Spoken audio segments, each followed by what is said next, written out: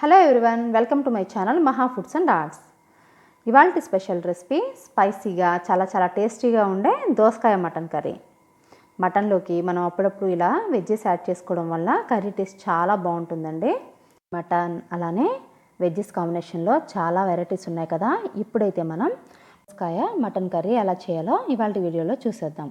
ముందుగా నేను దీనికోసం 1/2 kg మటన్ తీసుకున్నాను. ఇది క్లీన్గా వాష్ చేసుకొని పక్కన పెట్టుకుందాం.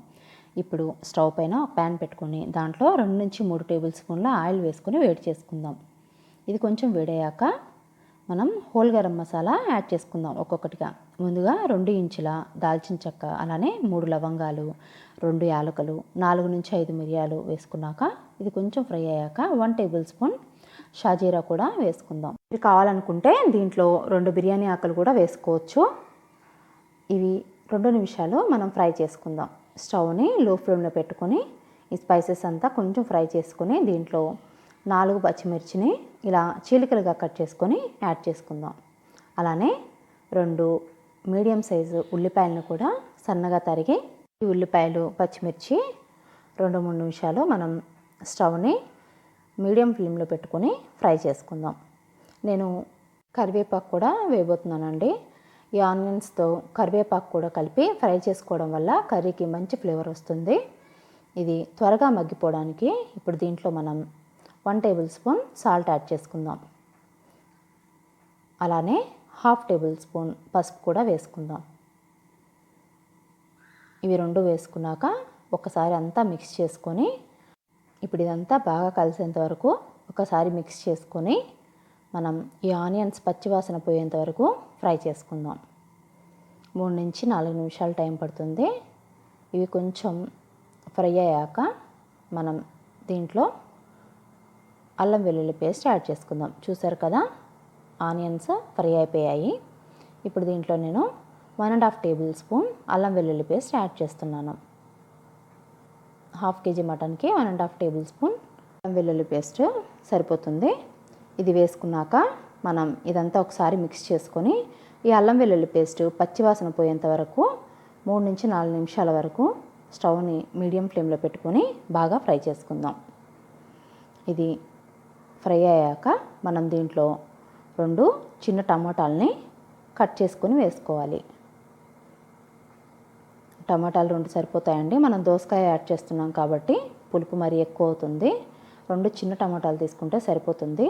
ఈ టమాటాలు బాగా మగ్గడానికి మనం మూత పెట్టుకొని ఒక 5 మినిట్స్ పాటు దీన్ని బాగా కుక్ చేసుకుందాం. చూసారు కదా, టమాటా అంతా బాగా కుక్ అయిపోయింది. ఆయిల్ సపరేట్ అవుతుంది కదా. ఇప్పుడు దీంట్లో మనం ముందుగా శుభ్రంగా కడిగి కట్ చేసుకున్న మటన్ పీసెస్ని యాడ్ చేసుకుందాం. ఇప్పుడు ఇదంతా బాగా కలుపుకుంటూ మిక్స్ చేసుకుందాం. ఇదంతా బాగా మిక్స్ చేసుకున్నాక మనకి మటన్ బాగా బాయిల్ అవ్వడానికి అట్లీస్ట్ 45 మినిట్స్ నుంచి 1 అవర్ పడుతుందండి. మనం మూత పెట్టుకొని దీన్ని 20 నుంచి 25 నిమిషాల వరకు బాగా ఉడకనిద్దాం. చూసారు కదా, ఈ మటన్లోంచి వచ్చిన వాటర్ అంతా బయటకు వచ్చేసేసి దాంతోనే 70% కుక్ అయిపోయింది. చూసారు కదా, ఇప్పుడు దీంట్లో మనం సాల్ట్ యాడ్ చేసుకుందాం. మనం ఆనియన్స్లో 1 టేబుల్ స్పూన్ సాల్ట్ వేసుకున్నాం కాబట్టి ఇప్పుడు చూసి మీ రుచికి సరిపడా సాల్ట్ యాడ్ చేసుకోండి. అలానే 2 నుంచి 3 టేబుల్ స్పూన్ల కారం కూడా వేసుకోవాలి. 1 టేబుల్ స్పూన్ ధనియాల పౌడరు, అలానే 1/2 టేబుల్ స్పూన్ జీలకర్ర powder, 1/2 table spoon garam masala కూడా వేసుకొని అంతా బాగా కలిసేంత వరకు ఒకసారి మిక్స్ చేసుకుందాం. ఇదంతా ఒకసారి బాగా కలుపుకొని 2 నిమిషాలు ఫ్రై చేసుకోవాలి. స్టవ్ని మీడియం ఫ్లేమ్లో పెట్టుకొని ఇదంతా బాగా కలిసేంత వరకు ఇలా కలుపుకుంటూ 2 నిమిషాలు చేసుకుందాం. ఇప్పుడు దీంట్లో మనం మీడియం సైజు దోసకాయ ఒకటి తీసుకొని ఇలా కట్ చేసుకొని గింజలతో ఇష్టపడే వాళ్ళైతే గింజలతో సహా యాడ్ చేసుకోవచ్చండి. మీకు ఇష్టమైన సైజుకి కట్ చేసుకొని ఇలా దోసకాయ కూడా యాడ్ చేసుకొని ఒకసారి అంతా మిక్స్ చేసుకోండి. ఈ దోసకాయ కుక్ అవ్వడానికి వాటర్ అవసరం ఉంటుంది. సో దీంట్లో నేను 1 గ్లాస్ వాటర్ యాడ్ చేస్తున్నాను.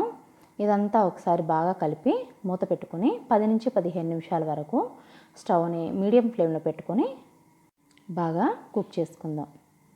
ఇది దోసకాయ బాగా ఉడకడానికి 10 నుంచి 15 నిమిషాలు టైం పడుతుందండి. 15 నిమిషాల తర్వాత చూద్దాం. చూసారు కదా, గ్రేవీ బాగా దగ్గర పడిపోయి దోసకాయ అంతా బాగా ఉడికిపోయింది.